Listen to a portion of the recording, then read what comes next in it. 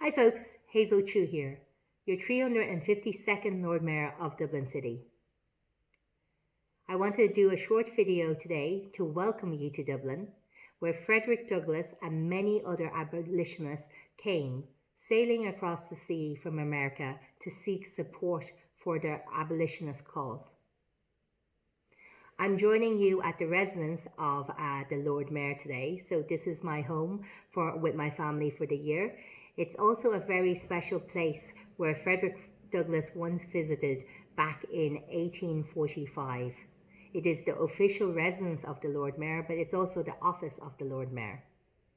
I'm very happy to be part of Douglass Week, to join the many conversations that's happening across this week to celebrate this great man. And of course, it's a timely period to be talking about Frederick Douglass and celebrate his 175th anniversary, but also in the grander scheme of how we are talking about tolerance, the need for racial equality. I don't think this conversation could have been more timely. We've seen it across the world on different screens, the insurrection that happened on Capitol Hill, and we see the divisions that are happening not just in America but across the world. And what we need is tolerance and unity. And it is a time for us to talk frankly and openly about the issues of race and discrimination, something that for hundreds of years have been challenged by Frederick Douglass himself. Here in Dublin, we're proud that Frederick Douglass received a warm welcome, an enthusiastic welcome at that, when he came here to visit in 1845.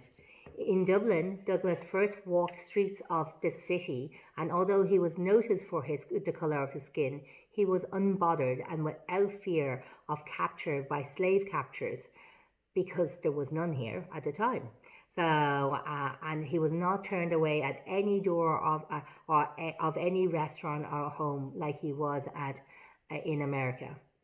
Here in Dublin, Douglass published the second edition of his famous autobiography, The Narrative, and gave many speeches throughout the city before influential figures like Daniel O'Connell did.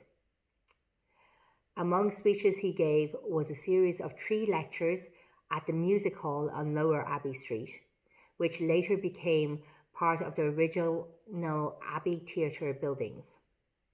After one of his Music Hall lectures, the then Lord Mayor of Dublin, John Arabian, invited Douglass to dinner at the Mansion House, here in the surroundings, as his honoured guest, reportedly showing utmost respect for Mr. Douglass and his abhorrence of colourphobia, which prevails in this country. At the Mansion House, Douglass regaled the Lord Mayor and his fellow Protestant dignitaries by recounting his remarkable life story, including his escape from slavery just 7 years before. Afterwards, the Lord Mayor remarked that it had been a high pleasure to have so notable, intelligent a man as Frederick Douglass with them at the social board. It was quite an honour for Douglass, and it's indeed my honour to be at the Mansion House today. It's a great honour to be the first person, I guess, of colour to be in the current role. I'm the 9th woman, and I have to say, sitting at the table of the dining room where Frederick Douglass would have dined with John Arabian, it's having that sense of history, shared history of what we need to do in terms of fighting inequality and injustice and fighting against racism gives me great pride. And I have to say, I'm delighted that my daughter Alex also gets to sit there and feel that sense of history of a man that once sat in the same chair fighting for the same cause, and how we have progressed during the years. Here in Dublin, when we spoke at College Green in 2011, US President Barack Obama noted that Frederick Douglass said that his time here in Ireland defined him not as colour but as a man, and it strengthened the non-violent campaign he will return home to wage. We're dealing with a changing Dublin and a changing Ireland today. We're dealing with a changing world.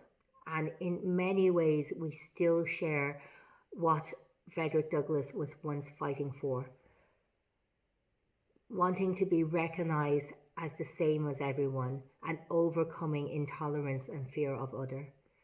And this is why, as a society, as a community, we need to fight together these injustices and we need to unite together. It has been a challenging time during COVID for so many. It has been difficult. It has been bleak, and we have had so many dark days.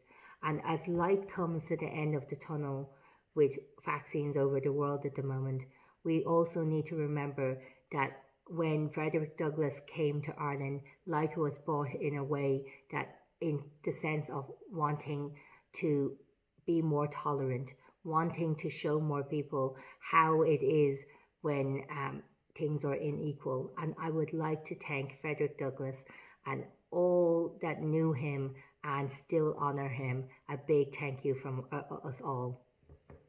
The story of Frederick Douglass' journey to Ireland and the warm welcome he received in Dublin and the Mansion House is an inspiring one, and we are delighted to participate in this event during Frederick Douglass Week. I wish we can see each other in real life, in person, and have these events face to face. Unfortunately, we can't. So I like to say thank you to all that have organised this. Thank you to the Douglass Week team, and thank you to all that still support this ongoing journey that we have, that this man has started. And I like to say, one day in the very near future, I hope to invite you all back into the house and we can share those memories of Frederick Douglass and sit in that spot that he did in the dining room. Thank you.